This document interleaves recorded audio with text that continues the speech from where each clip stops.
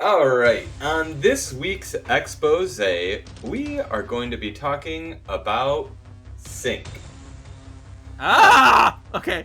Yes, I get it. Okay. I get it. exactly. So we're going to be talking about Everett Thomas, who first appeared in X-Men 36 in September 1994. He's created by Scott Lobdell and Chris Bachmal. I'm so sorry for them because I know they're listeners for mispronouncing their names. Yeah. All right, so a little bit about Everett's backstory. He was born in St. Louis, Missouri. He was first introduced when I always mispronounce this, the phalanx, or phalanx, right? Yeah, there Phalanx. we go. Phalanx. Coming Thank in. you, The thank you. phalanx. The Phalange. not the phalange. Yeah. Yeah, so that word, that when they came to attack, they came and what they were coming after was like the next generation of mutant heroes. So they collected Husk, Jubilee, Monet, Skin, and Blink, who we all know a majority of them actually later do become the Generation X. They make it out of that and do become the Generation X. They're at the school that they were at, it was kind of cool because it wasn't just a mutant school like how Xavier has. It was a combination of mutants and regular students. But the regular students weren't really informed about the mutants. Yeah, we'll get there. While there, Sync actually had a little bit of a love triangle, and this love triangle was with none other than our firecracking, loving girl, Jubilee, and honestly, the most perfect person ever, Monet.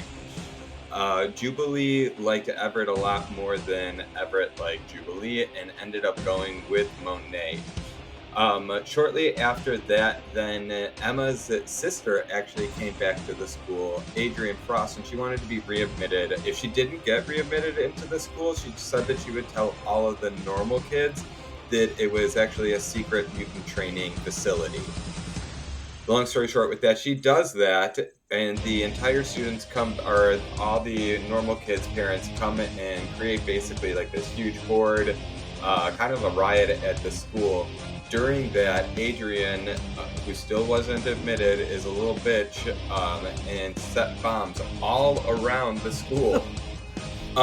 So they find out about the bombs. Sink and Banshee actually run around the school to find it. At that time, Emma and her sister are fighting. It's a pretty brutal fight, and actually, Emma ends up taking out a gun and shooting her sister.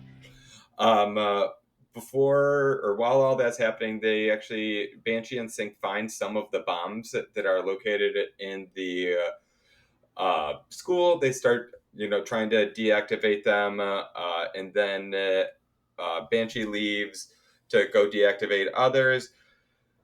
The bomb is actually going to go off, and Sink was the only person there with actually other people or other normal students, and the closest person that he could actually. Oh, I'm so sorry. I never told the Sexy X's what his power is.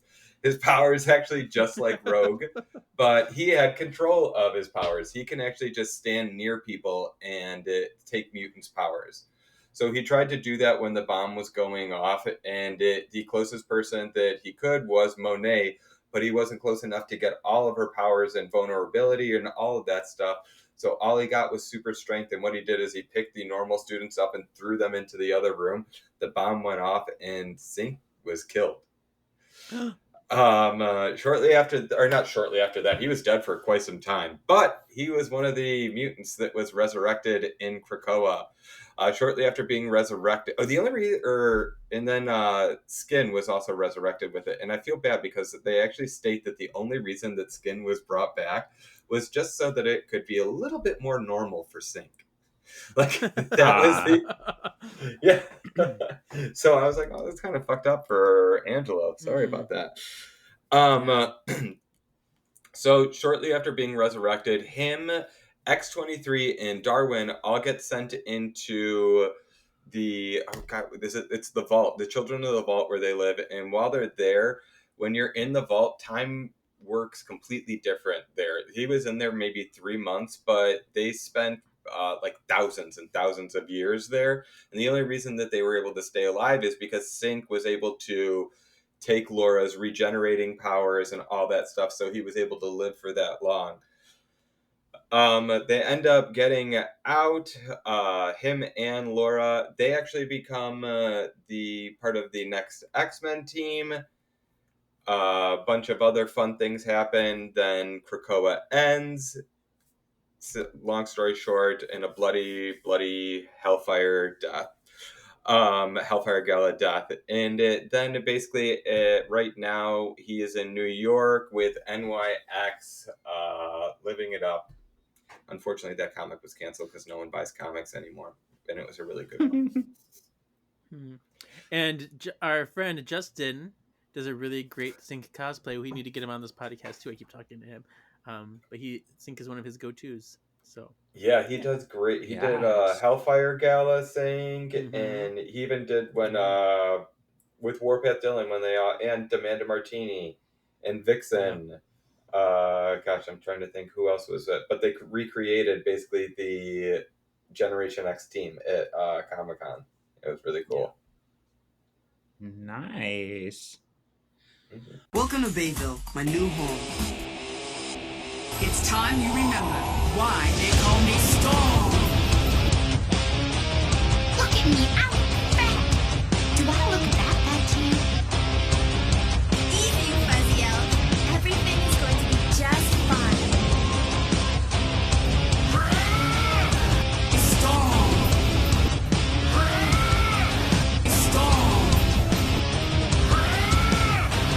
Storm.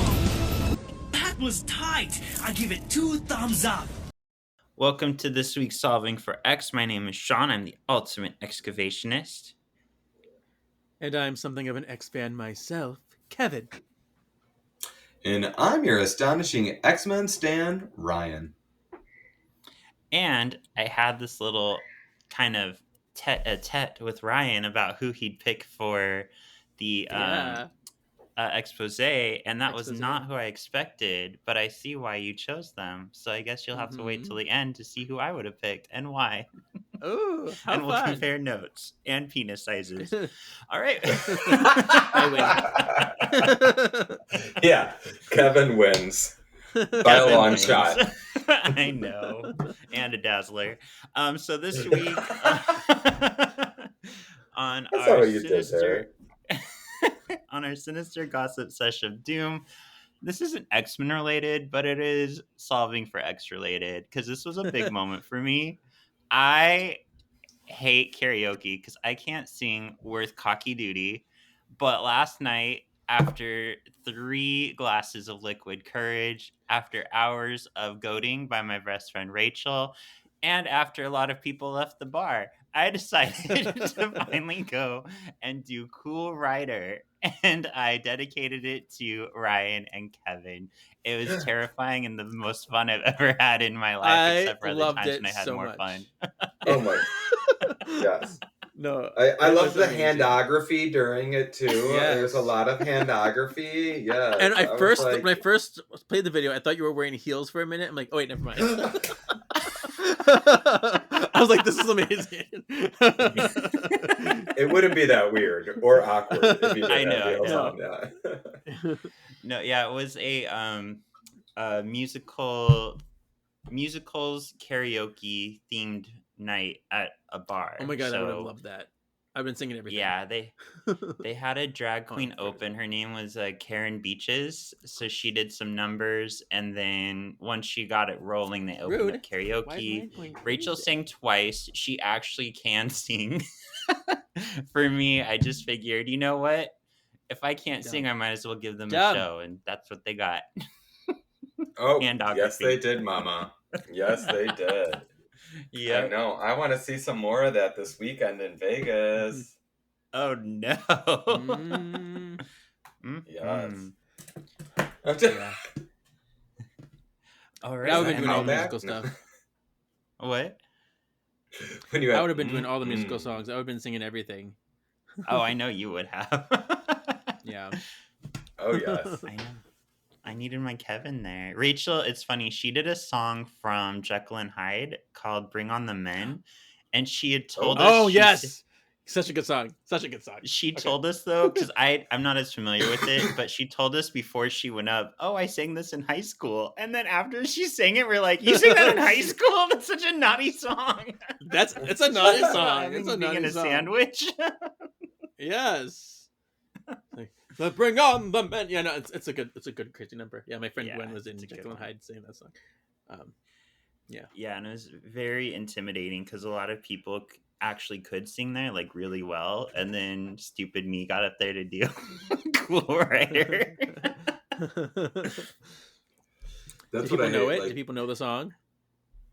Or they're like, what is this? I know for sure one girl, like the one nearest to me in the video, was like, "This is from Grease 2" to her friend, but I don't know about like the rest Okay. of the room. I just heard her say Okay. it. And of course, Rachel and Jesse knew it because they're my friends, and I wouldn't be friends if they weren't familiar with Grease 2 and I showed it to them. no. Never. Oh Never. I know what you mean though about like everyone being so good. Mike and I go to this karaoke bar called Bobby Loves in Chicago, Boys Town, but it's like Boys Town, so there's like all like a bunch of theater people there. So like everyone that gets up there, I remember. Actually, I think that was like one of our like first dates. Was like we went there, and remember just being in awe. And he's like, "Are you gonna get up and sing?" I was like, "Yeah," like when we're in the car, and then we get there, and I was like, "No." Oh my god! If we go to sidetrack on musical theater night, I'm just singing every single thing. It's a time. Yeah. I think if I were ever in that position again, I would do Poor Unfortunate Souls because I feel like you don't have to really sing. You can be a character for that one. Be you a know? drag queen. Yes. Absolutely. Yes. Yeah. There was Exactly. someone did that at like a show that it was like they were serving more drag than like it was amazing. It was like actually a performance like in a theater too. Wow. I saw Michelle Visage do a rendition of it, but it was Poor Unfortunate Queens. So sad. When I come, I don't know. She changed the words. It was a parody talking about how she judges the queens harshly. It was really funny though. I can see that. Mm-hmm. All right, Yeah. and Ryan, you had some news about Polaris, which just made Kevin and I so confused. Yeah. Yes. So there are rumors that the MCU has found their Polaris.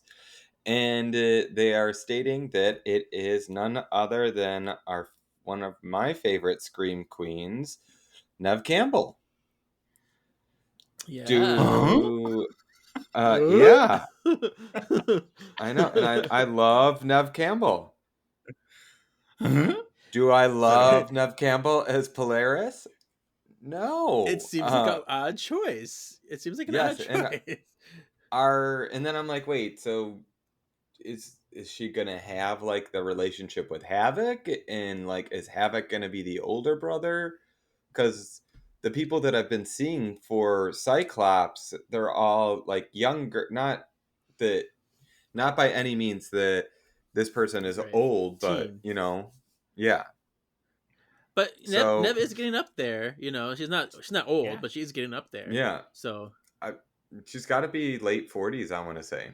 Yeah. But so this is my theory though now.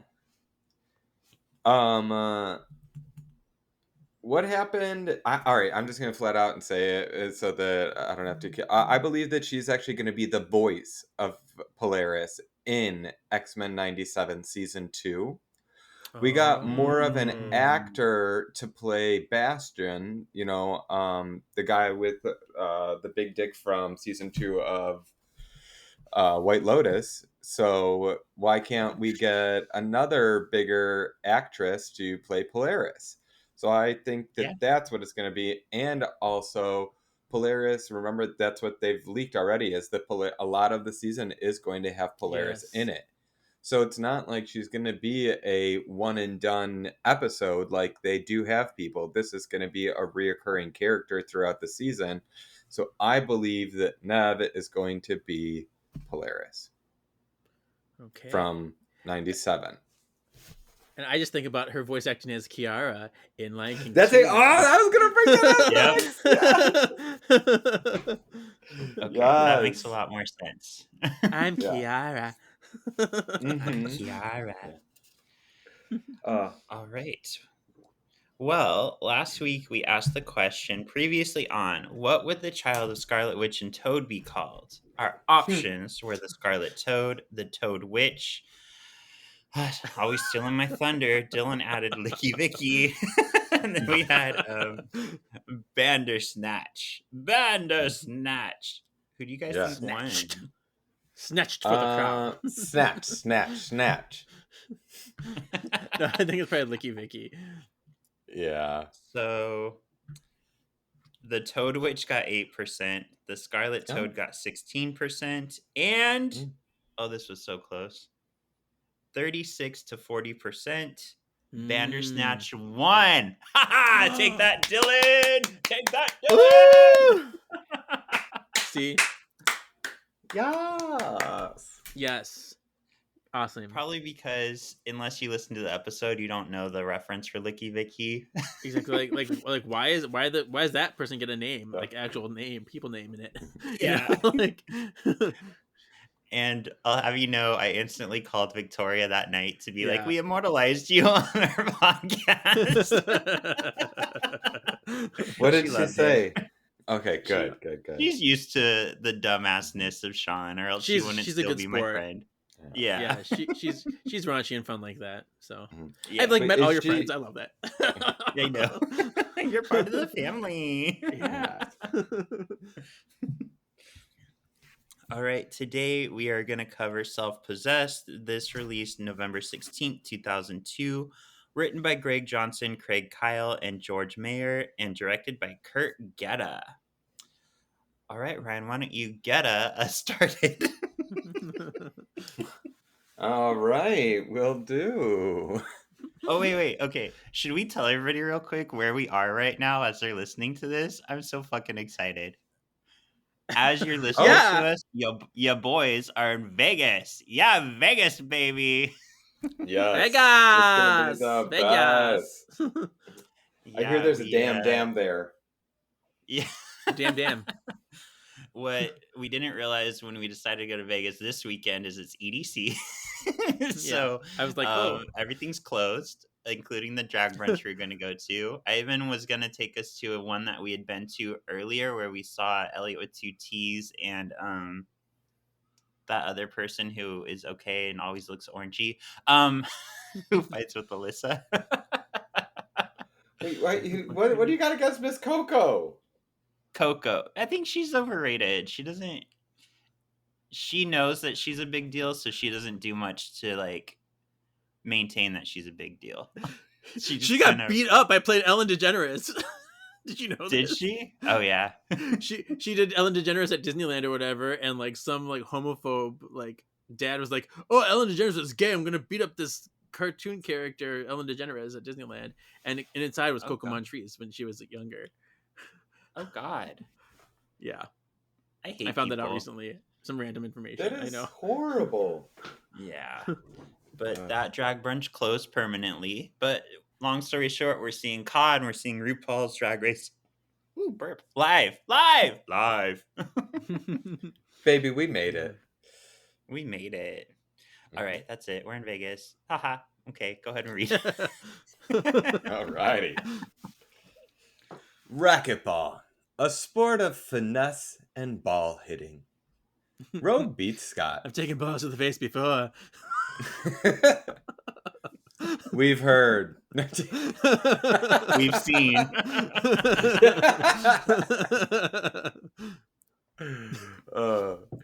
She asks if he wants a rematch tomorrow night. Scott declines. He's going to the concert with Jean. Rogue is sad that she is not Jean. Scott offers a rematch next week. Rogue accepts.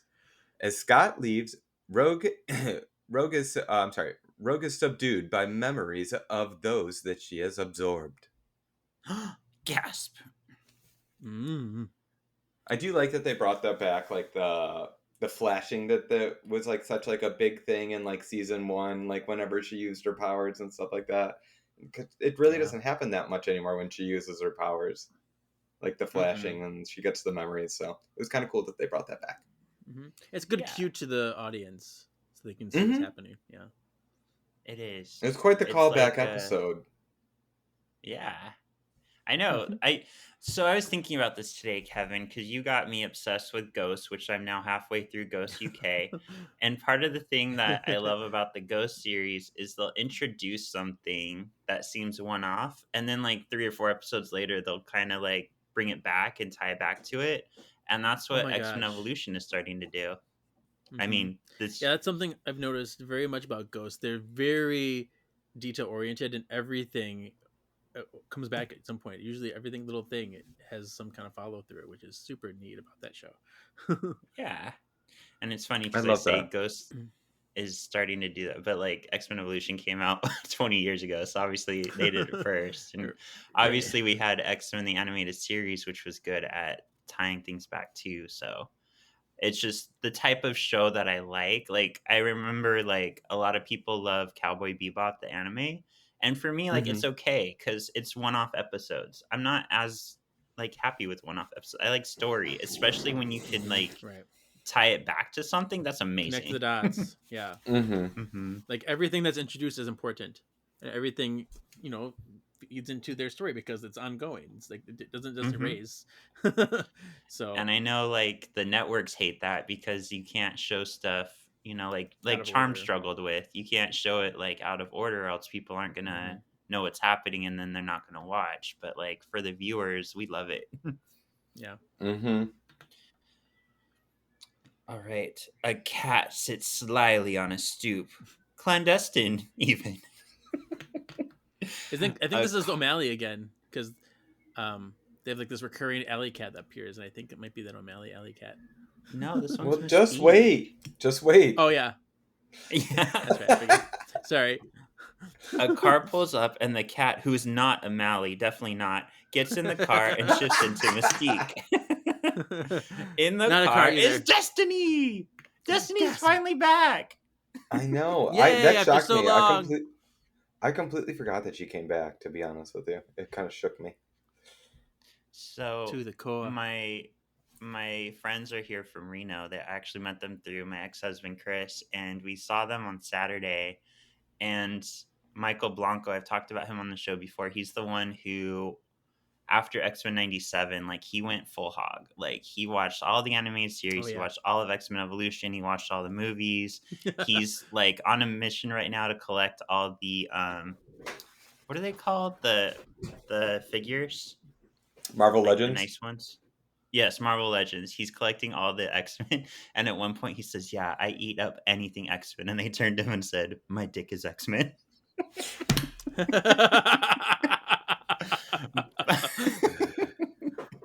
But he's the one I told you guys about. He likes X-Men Evolution like more than the other shows. And I told him I get it. Like I've been trying to get Chris to watch it now because I told Chris just skip season 1, just get to season 2. Right. But yeah, he was very when I told him, I forgot why I started saying the story, but I'm just gonna keep going. When I told him who we've had on our show and everything, he's like, "Wow, you guys are legit." I was like, "Yeah," because I keep trying to get him to listen. Yeah. Yeah. I told him about Two Mutants to Handle. Listen. Oh, that's where I was going. Destiny. I felt bad for Michael, but he said he enjoyed it.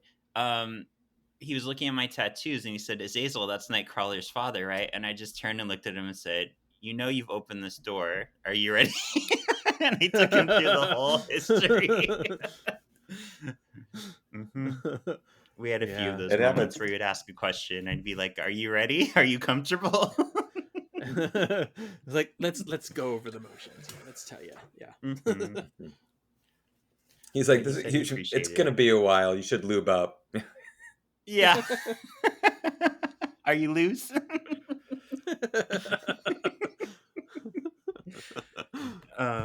Okay.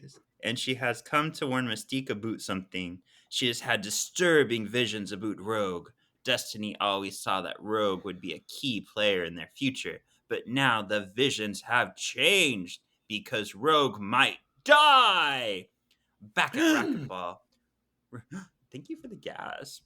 Rogue sees Yeah. Blob's memories and briefly taps into his power, obliterating the wall, but not turning fat, which is part of his power. I'm being Isaac for you, the only gasper in the room. Thank you.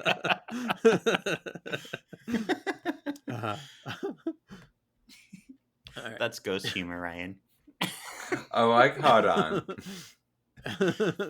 So, Alan and Jesse were very confused because the same week that I started watching Ghosts, one of my favorite bands, Ghost, came out with their newest album. So they were like, wait, which one are you talking about? That's funny. All right. Back at the manor, Rogue is brushing her hair and suffers from visions again. She opens the door to find Logan about to knock. He suspects something is up from the ruined state the racket Rogue was using is in. He's like, what's this? She's like, oh! But then Kitty quickly interrupts and tells Rogue to hurry up so they can get a ride from Jean in her new SUV that her parents got her for being old. Cool. She's 18 now. Yeah. Yeah. Do you notice the X on the car too? There's a big X on the back. I was like, okay. Yeah, that was subtle. Mhm. Meanwhile, in the parking garage, Jean is cleaning her new SUV. She gets in and cleans the mirror. Rogue and Kitty hop into the car. Kitty asks for a lift to the concert. Jean declines. Kitty is excited that Jean and Scott are going on a date. Jean says it's not a date. Kurt ports into the car and is caught up to speed on the date. He says, it's about time. Amen, sister. Jean gets embarrassed. She gets all blushy. So these bitches have been holding hands. They've been like having their little clandestine meetups, but we're back to this again. Oh, it's not a date. We're just friends. It's like, yeah, it's like we've all been seeing this. We know you're dating. Why can't you admit it? Like, super weird. Yeah. You're sucking his dick, Jean. No. Oh. And Rogue is just like, just drop it, okay? I don't want to hear about this stupid couple. Yeah, I hate it. Poor Rogie. I know. Oh, Ragu. Yep, Ragu. You just made me think of when I put the Rogue hair on the Ragu.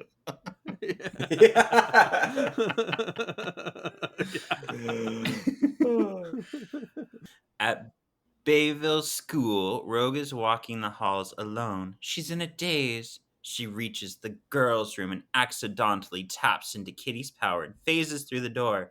Risty is in the restroom. Restroom, if you will.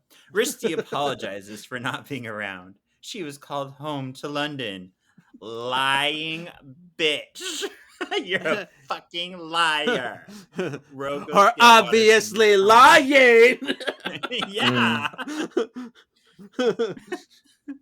She experiences Storm's memories and lightning splodies from her fingers, putting the fountain on the fritz. Water everywhere. Rogue gets embarrassed and runs off.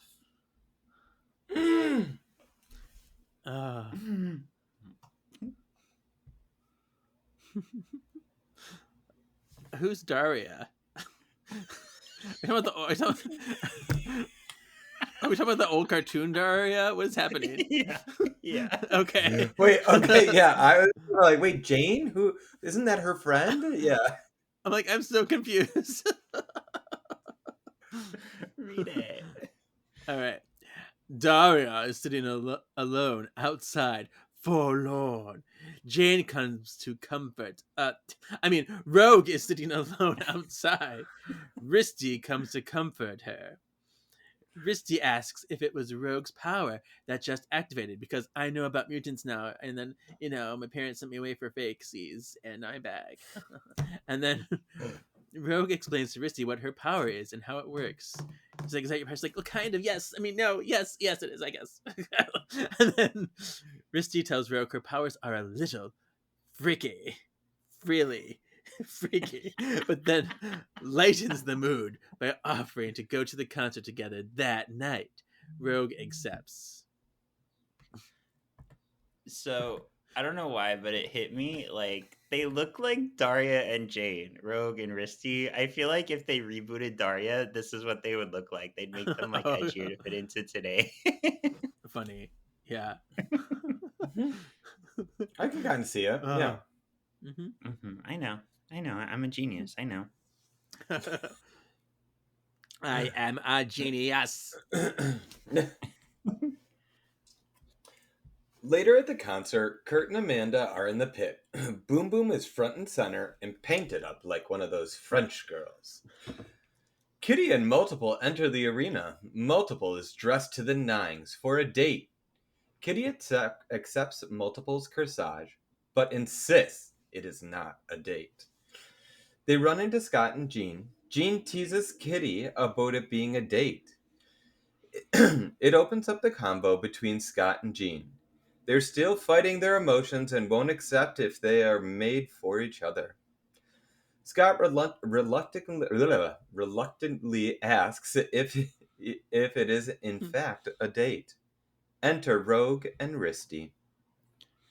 So, although I appreciate the music and it's totally something Kevin and I would have been there in the early 2000s because it's that type of music, this is a missed opportunity. It should have been a Dazzler concert. Why is it not a Dazzler concert? Instead, you get it's like Nickelback on stage. That's what it looked like to me. Yeah. Yeah. Oh, maybe we wouldn't have been there. Art could have little... If they're gonna do the deep cuts like Govna, who nobody's ever heard of, this could have been a Lila Cheney concert. Like at least do Lila Cheney. Yeah. That would be fun. Yeah. I love Lila Cheney. She's so fun. She is. I'm happy that she's So gotten fun. a little more FaceTime lately. Yeah. FaceTime.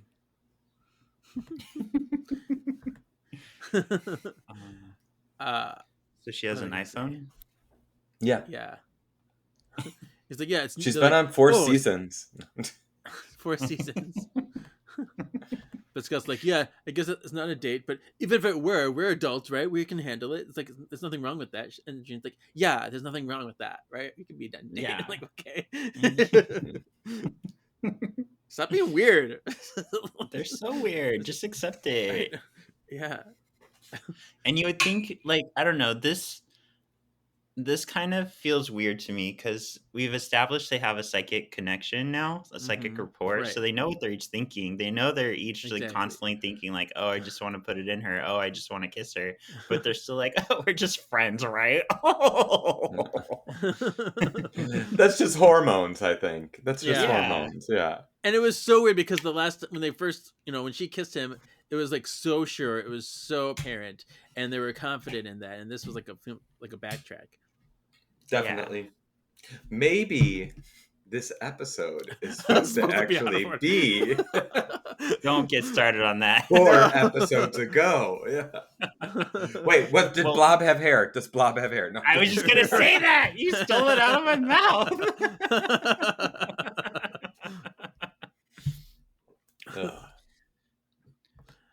Rogu sees Scott in the crowd and is overwhelmed by his emotions. Risty notices and puts together that Rogue still wants Scott. Rogue tells Risty she's a fucking moron. Risty pulls Rogue closer to the stage. Rogue starts freaking out. She starts experiencing people's memories. A girl falls and tears Rogue's shoulder. Like the shirt. Not her actual shoulder. Rogue starts accidentally absorbing everyone around her, including Risty. Risty loses control and reverts to her Mystique form. Rogue takes on Risty's form and Mystique passes out. With Mystique's power, Rogue starts turning into the person whose memories she is experiencing. I had a Right. funny Sorry. moment here. Oh, go ahead. I was to say, what if when Rogue touched Risty transforms into a snake? This is my true form. I'm a snack. Oh, And then God. she picks up the CD and The makes her CD. escape. Oh, There was a God. part here where I thought Risty was being a little bitch because I didn't realize what was actually happening. She says something to Rogue, and then she's like, "Oh, and you could do better." And I thought she was talking to the girl dancing next to her, like, "You suck at dancing, girl." Oh, I was like, no. "Oh, it's Rogue." Because you could That do would be better, a and then she walks Mystique away. I'm move. like, "Yeah," I was like, "Oh, Yeah. that poor girl." But it wasn't. It wasn't. So I'm like, okay, That's funny. yeah. Who is it? You, Scene Me. 9, my friend. 9. Okay. little Tay Bear. Rogue turns into Sabretooth and starts going on a rampage. She leaps onto the stage and knocks the speaker onto the audience. Jean reacts quickly and uses her power to stop the speakers from falling on the crowd. Rogertooth continues their rampage. Multiple and his dupes try to subdue Rogertooth. I thought little multiple man here was super cute with his little suit and his he was like brave. helping out. So Oh my did gosh, what a I. cutie. Yes, and also it's like the first time we actually really see him kind of like do stuff like in action, like where he was like, "I'm gonna." Yeah. Before it's usually he just sneezes and there's like 7 of them then, Mhm. or And I like feel someone like bumps he's into very him. much, yeah, and he's very much like disregarded by the rest of the young mutants. They're like, "Oh, it's just you, go away." So it's nice that he finally gets a moment. Mhm. Yeah, I think he's supposed to be portrayed as like the youngest one too. Yeah, Yeah. yeah. But they get free. The dupes. Rogertooth throws a speaker at some guards. Kurt ports onto it and saves the guards. Mystique comes too. She sees Rogertooth wreaking havoc, but not that one. Not that one, because he's annoying. So, fair disclosure, this episode has a lot of very long scenes. So, a lot of these scenes I cut into smaller parts. So, it's not like Okay. an encyclopedia for one of, or Okay. a novel. There you go, a novel for one of us. Thank you. You're welcome. Thank you. Oh, I can't wait to pronounce some of these names too. I can't. All right. Scene 10. Rogertooth suddenly experiences the memories of Juggernaut. Enter Ruggernut. Rogernut.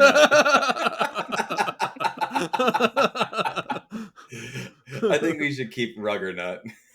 I like Yeah. Ruggernut. Oh, Put your God. nuts under the rug. Yep, it's also her porn name.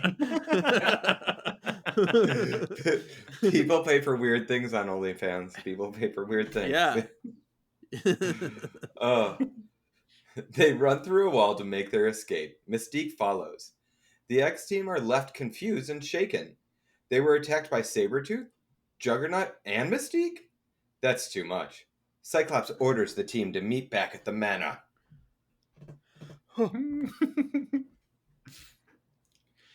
Ruggernaut finds their way into an abandoned alley. But it's not abandoned for long as the police roll up.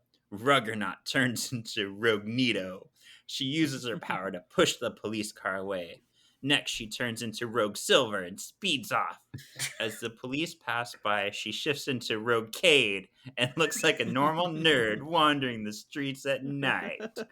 The police pass her by. Rogue turns back into her own form and starts crying in an alley. Mystique confronts Rogue, and Rogue turns into Roguestique. Mystique tells Rogue to search her memories. Mystique is her adoptive mother. This was very Darth Vader, Luke Skywalker scene to me. Yeah. Because Vader even tells Luke, search your feelings, you know it be true. And I'm like, this is basically what's going on right here. Yeah. And I don't hate it because I love Star Wars. But I hate the There fans. you go. The toxic Yeah. fans. I was just going to say there are a lot of toxic ones. Yeah.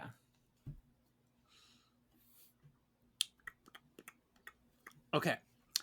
As Rogue runs away, she starts to experience Mystique's memories. She uses curse power to pour it onto a rooftop. She falls against a wall. Rogue hears Wolverine's motorcycle and shifts into Sabretooth. They go to attack Wolverine. The Cool Rider gets off his bike and knocks a light pole onto Rogertooth. It easily dispatches them. Wolverine smells the air and instead of Sabretooth, gets a sniff of Rogue. You ain't Sabretooth! Cyclops arrives and Wolverine tries to stop Cyclops from blasting Rogertooth. It's Rogertooth. It's too late though. Cyclops blasts Rogertooth through a wall. Damn. Bitch went down. Yeah. There's Nut back.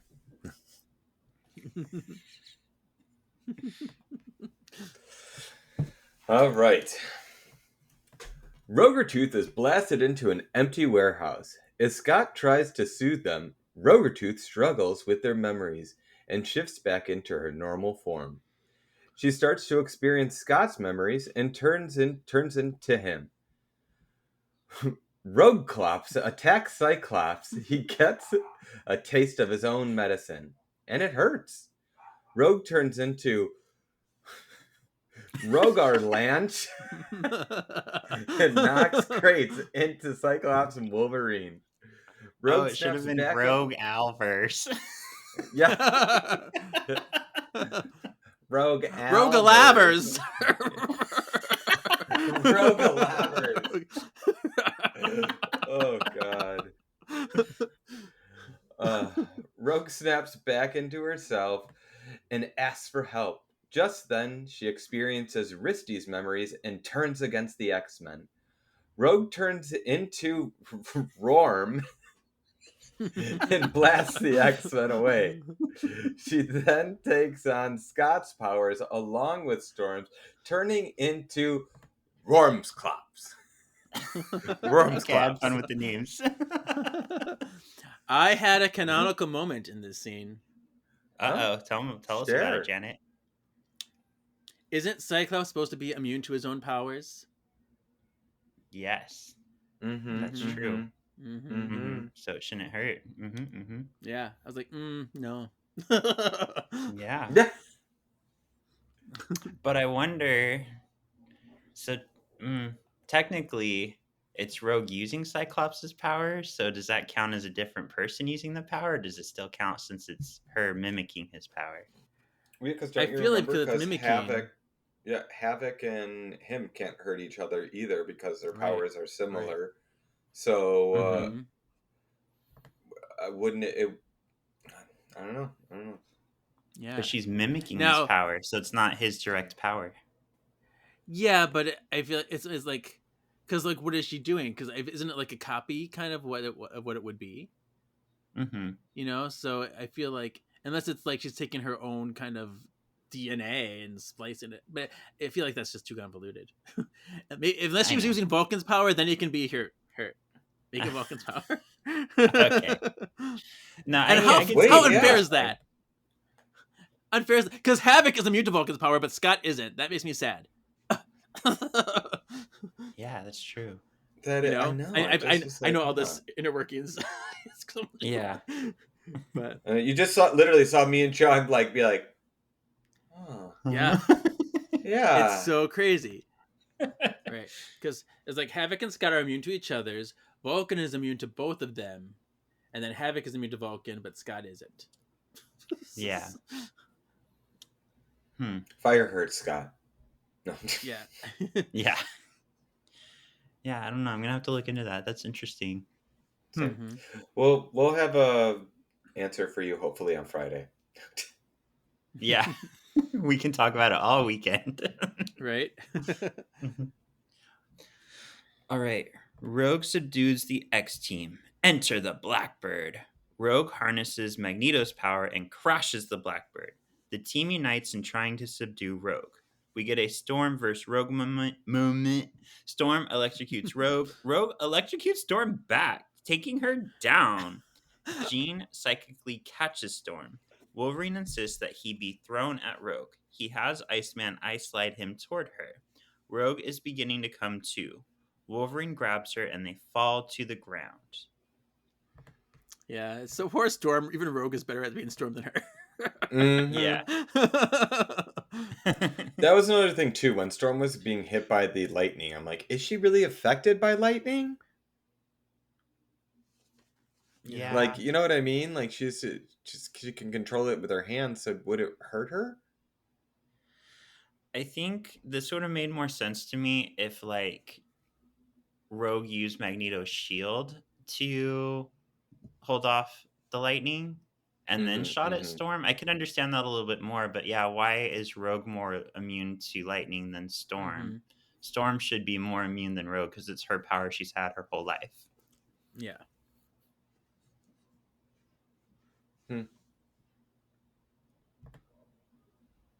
We're questioning them this week, this episode. I know. I Yeah. know. Yeah. This might persuade my choice. Uh-oh. Really. Yeah. Mm-hmm. All right. Who is it? You. 15? Okay. It is you. See, I know where we're on. I just don't remember who reads. All right. All right. They're back. Oh, you heard Oh. them? Yeah. And Children, like, I can smell it's them. annoying too because these two little girls are adorable, but like whenever I take Marley out, the one little girl comes and she's like, "What's she doing?" I'm like, "She's pooping." And she's like, "What's her name?" I'm like, "Marley." And she's like, "Oh, can I touch her?" I'm like, "Okay." And then she's like, "Oh, she feels weird because she pets her like spine." And the other day it was adorable because she put gloves on and she's like, "I could still feel it." I was like, "No shit, you little bitch." No. But like the thing that's awkward is like she'll follow me to my door and I'm like, this looks bad. Like I don't need little girls following me home. You know what I mean? Oh my Get it, goodness. Mr. Sean? I know. It's my friend. Is There that you your go. knee? Sometimes when I like hear them, I'll like peek in the hall before I take Marley out and I'll like go the other way to avoid them because kids are cute, Yeah. but they're a lot. Yeah. Oh, I completely understand that. We babysat my two nephews and niece basically from like all day on Saturday or a majority of the day, and it was just a lot. Like I was just very excited. My brother-in-law and sister came home, and they're like, "Do you want to have a drink?" I'm like, "I'm gonna go. I'm gonna Yeah. go." Like, yeah, I've had enough. yeah. Yeah. Mike's been sleeping for an hour. I need to go. It's midnight. Like, yeah. All right. Once on the ground, Rogue uses Multiple's power to multiply. Go figure. She becomes Mhm. incredibly deadly and easily dispatches Logan. Logan talks her down. Rogue puts Wolverine down. Xavier comes over and mentally helps Rogue overtake her personalities. The camera spins dramatically as Rogue works through each of the psyches. Rogue faints and Wolverine catches her. I'm expecting a bird scream. It doesn't happen. Wolverine asks Charles if Rogue will be okay. Charles stops and looks at his eyes. He narrows his eyes. He's like, I don't know. And then Mystique watches helplessly from a rooftop.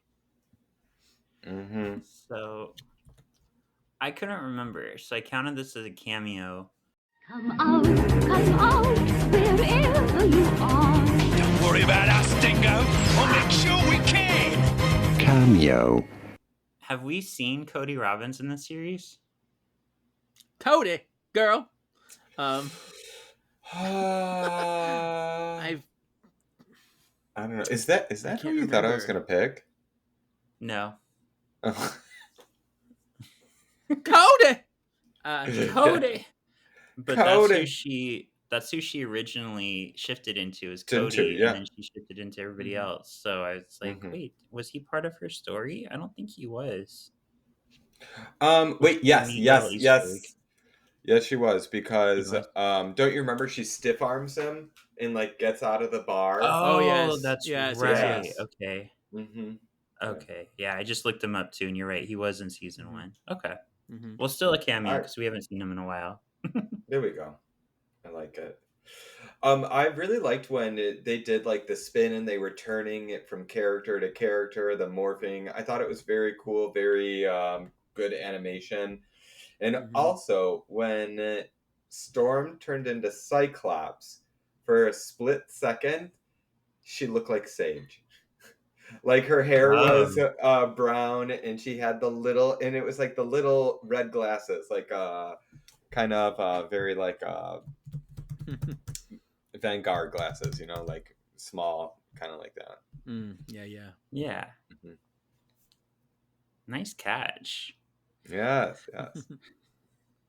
All right. Back at the manor. Rogue is still in a coma. Wolverine sits by her side watching over her. Outside, Scott comes to check on Rogue. Xavier tells Scott that he doesn't know if Rogue will fully recover, and if she does, she will have another tough journey ahead reconciling who Risty really was. Also, having to cope with the fact that Mystique is her adoptive mother. Wolverine comforts Rogue and she awakens and shares a weak smile with tears in her eyes. This was such a sweet moment. Oh my gosh, I it was. know, It it was really beautiful. was. I wish I got to read it because that was my scene. Oh. ah, ah. Ah. Like the entire time you were reading, I was like looking at Yeah, Kevin. I'm like, he's pointing. this is Yeah, my scene. This is my scene. yeah. You know I like to steal your scenes. You can have 17 too, sir. Okay. I saw that the notes for this episode referenced the X-Men movie and how Wolverine was very protective over Rogue, but Mhm. I'm going to challenge that That's a comic and thing. even go back further. Huh? Isn't that a comic thing more? It was. It Oh. originated in the Yeah. comics. Yeah, when Rogue first Yeah. joined the team, everybody hated her because she was that villainous bitch. But Wolverine was the one who Yeah. actually took her out on a mission and like tested her, and he was the first to like accept her. And once Wolverine accepted her, everybody else did. So Mhm. the movie got that from the comics, I think, Yeah. Yeah. unless they Right. based it on his Jubilee connection, which I know Brian Singer, when he wasn't touching little boys, like was watching the animated series and getting ideas from there.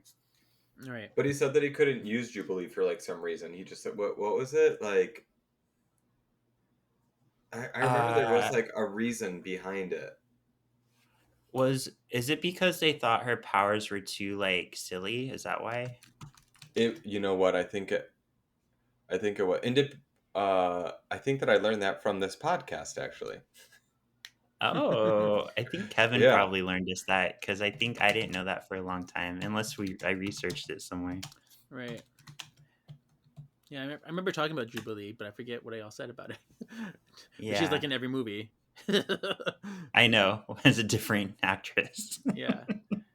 And there was the X-Men 3 where she actually used her power in a deleted scene on the 2.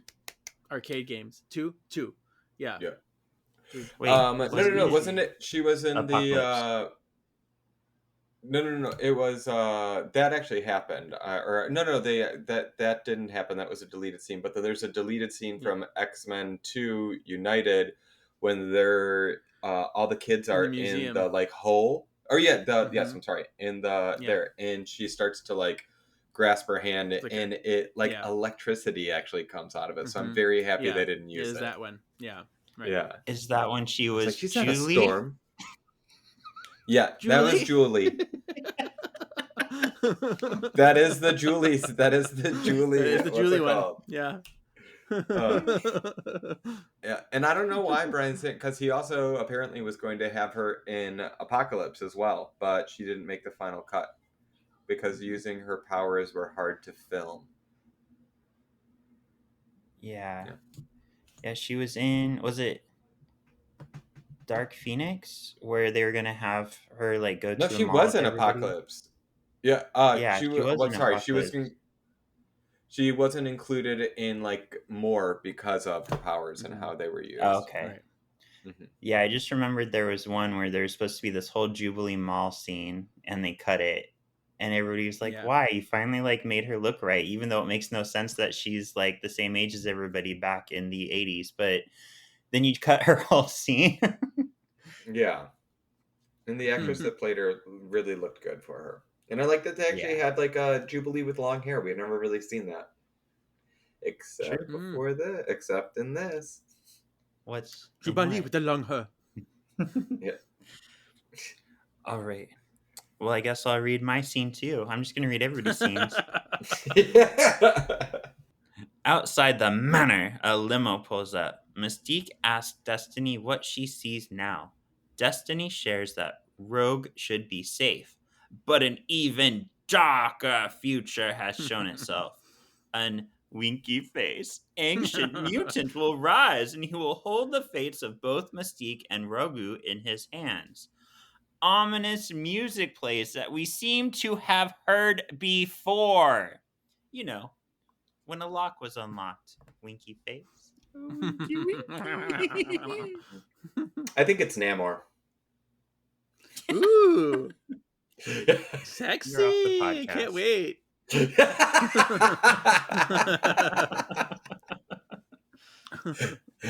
I'm gonna keep on looking up ancient mutants and just keep on saying no. I think it's this one. I think it's Celine. Yeah. It's actually believable too for where that we're. All right, we'll see. Yeah, we'll see. We'll see who this ancient mutant may be. Nobody we've definitely been teasing throughout the show. Never. Namor. All right. The time has come for me to reveal who I would have chosen for this expose and why. Oh yes, I want to hear. So I really feel like this episode inspired the comics like heavy duty because it makes me think of the 2006 X series where Rogue absorbed the Hecatomb. Do you remember the Hecatomb? Remind me again. Wait, no, because wasn't this? Is this Legacy? I believe it was around that time, so it might have been Legacy, yeah. Yeah, But I that's where the Shi'ar made like this monster that basically like killed 100 people and absorbed them all, and Mhm. it like reawakened and it was on this rampage, and Rogue absorbed everything out of it. But then having 100 different voices in her head drove her crazy, and basically like she went into a coma, and Mystique took her to Sinister to try to heal her, and that's what kind of led to like Messiah Complex. And I really like that story because it featured Cannonball and Iceman heavily on the team. So that's what this reminded me of, the Hecatomb. I like that. I like that a lot. Mm-hmm. And I also clocked Wolverine's outfit. We haven't seen him in the show in this outfit, which is very Ultimate X-Men. It actually like kind of just is his Ultimate X-Men outfit, which is fun because I think like we've seen the classic Wolverine's outfit so much in media that it's nice to like get something different Refreshing. with no apparent reason. No, for sure, for sure. Yeah. But didn't we already have this as a cameo? We had Did we? Like You already last, wore it was this? like it was like a an episode or two ago. I forget things. It's okay. It's okay. Remember what Yeah, I said last episode. You're pretty. Yeah. And I'm 41 now, so I forget things. Who are you?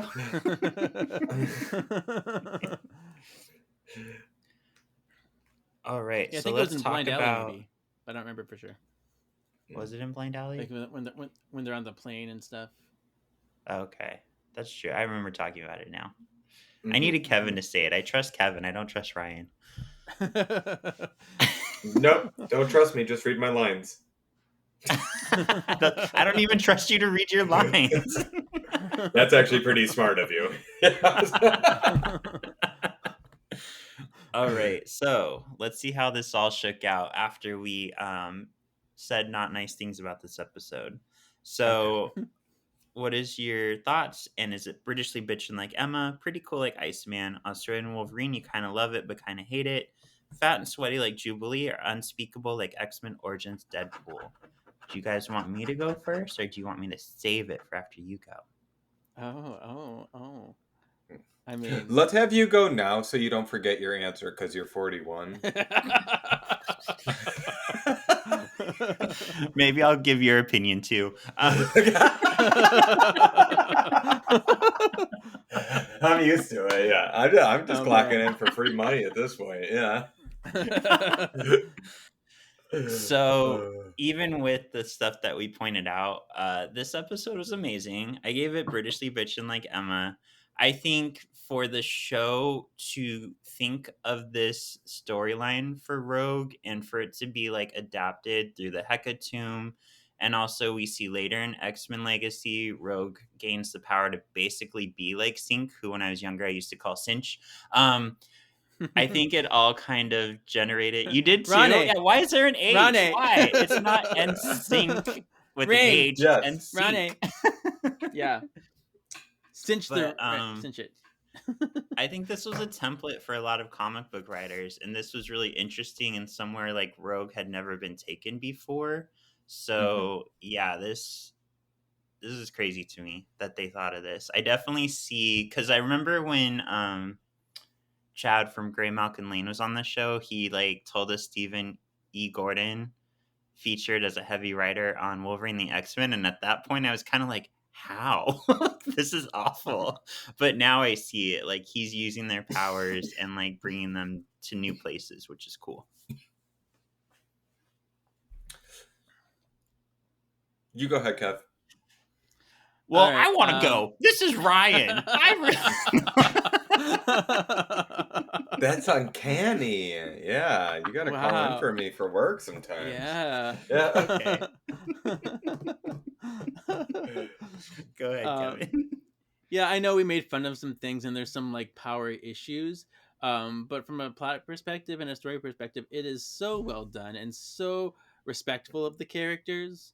And it's very intense, it's very neat, and it's great to give her this moment to shine and see what her powers can do when, given all this power. And it's kind of tragic, and knowing that she has all these personas inside of her and they're all fighting around. It's like just very interesting and delicious, and so I'm giving it Britishly Bitchin' too. It's a really wonderful story. Well, this is Ryan. Go ahead. All right. I'm sorry. I'm gonna be the odd man out. I'm actually gonna give this pretty cool like Iceman. I loved it for all the same reasons that you guys loved it. I thought that it was a great story, great arc, but I'm still just pissed off because they have so many cool opportunities to like make her have white hair, make her, make her have the like. Come on, she turned into Blob, but she didn't turn fat. Like, that's my one gripe about evolution. I wish that she would get some of the physical features of that. She turned into what's it called, Rogertooth before. So why couldn't we get it again? Like that's my only gripe with it. And I'm not gonna lie, was very upset with it. That I was almost gonna give it Australian Wolverine because of that, but then I was like, no, it was an amazing story. And I love that they brought Destiny back, because I completely forgot that Destiny came back. I thought that she was literally a one and done character. Well, this is why I don't trust you, because you almost gave it Australian Wolverine. All right. Who would you say is the MXP or most excellent player? I gave it to Rogue. And my reasoning is the fact that she's been struggling with this and was able to somewhat keep it under control, and like that's a lot to deal with. Like, yeah, she was a mess, but she did pretty good for what she was going through. I gave it to Wolverine. He's my because second choice. Yeah, I mean, he was great. Because he knows when to go after Rogue. He recognizes it, when it's her, and he also recognizes some of the trauma that she's going through, and ways he can relate and ways he can help her. Yeah, he's just wonderful and doing all the great things in this episode. I actually chose Mystique. This is Ryan. Sorry. Yeah, no worries.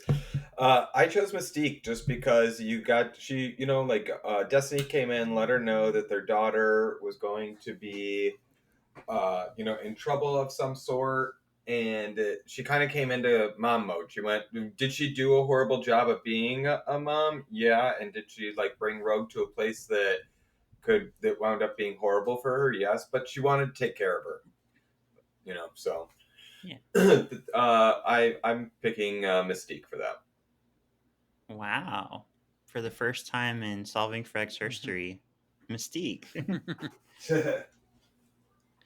All right, and I'll just shoot my load with my X Factor. Aw, puppy. Because I kind of already said it. The use of Rogue's powers, the fact that she gets to use like multiple powers is like not just. Well, by the way, that scene where she multiplies using multiple powers and also has powers while she's multiplied, that was sick. That made me realize how dangerous this woman is. Yeah, I Super thought the cool. exact same thing. That was I agree with you. That's my X Factor as well. Yeah. Okay. And Bruno's. Yay. Yeah, my X Factor is the whole, I think, Wolverine and Rogue ending scene. Not only is it tied back to the comics, but I think it's, the idea that when you are dealing with so much noise, and even in real life, if you're trying to please everyone, it can be overwhelming, and it's important to find those who really matter to you and focus on those. So find the good people in your life, and that's wonderful.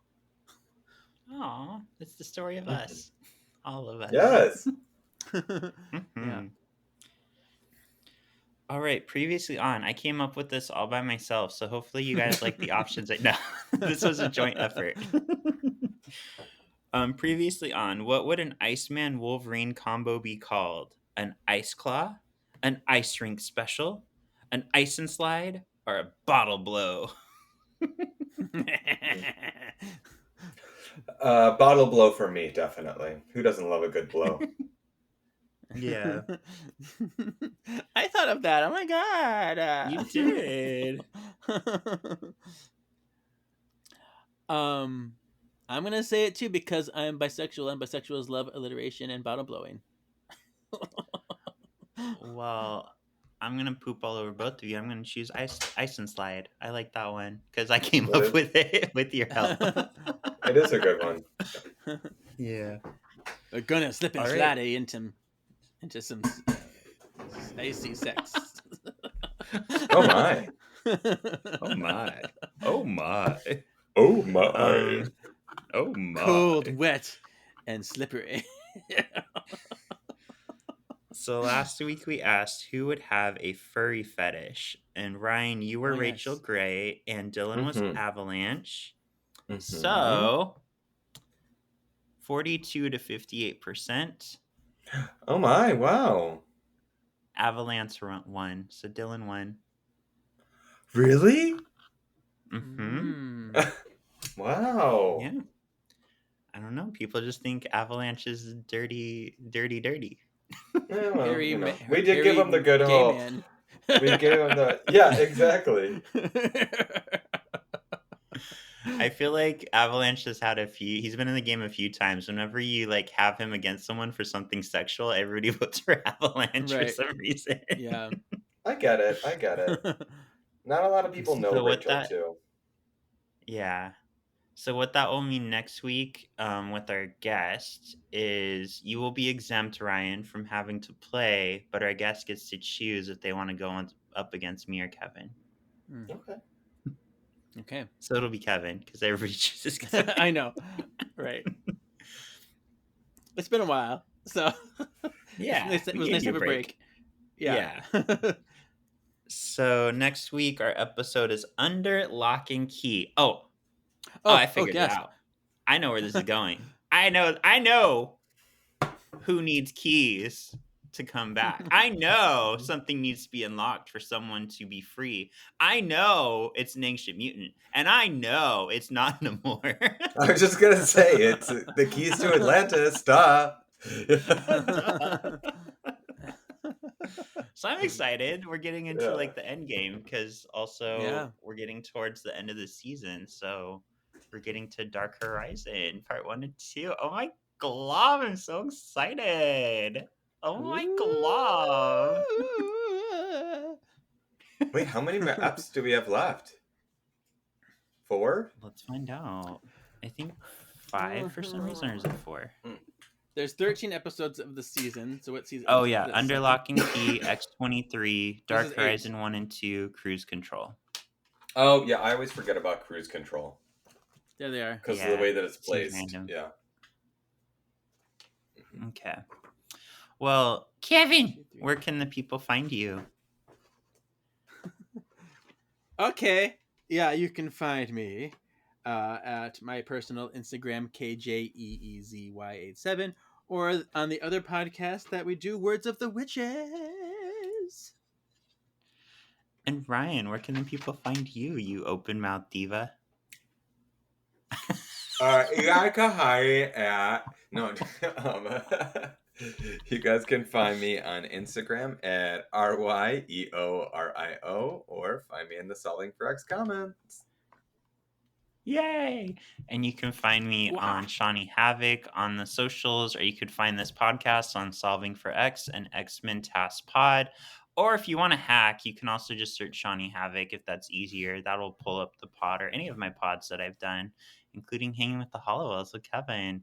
And I don't know if I'm brave enough yet. Maybe the boys can talk me into it about posting my little karaoke adventure, because it's not good, I mean, at but least it's fun. the clip. Yeah. No, but you sold it. You had personality and you made it work, and it was fantastic. It was so much fun. Yeah. Yeah. Yes. Are you joking? The crowds are the best. You know, they bring you so much. They put so much life into you. Yeah, they were into it, even though, yeah, it was what it was. All right. Thank you for listening, Sexy Exies, and we'll see you next week for Under Lock and Key about Namor. Yep. We're going to Atlantis, baby. Open your heart to me. Baby. There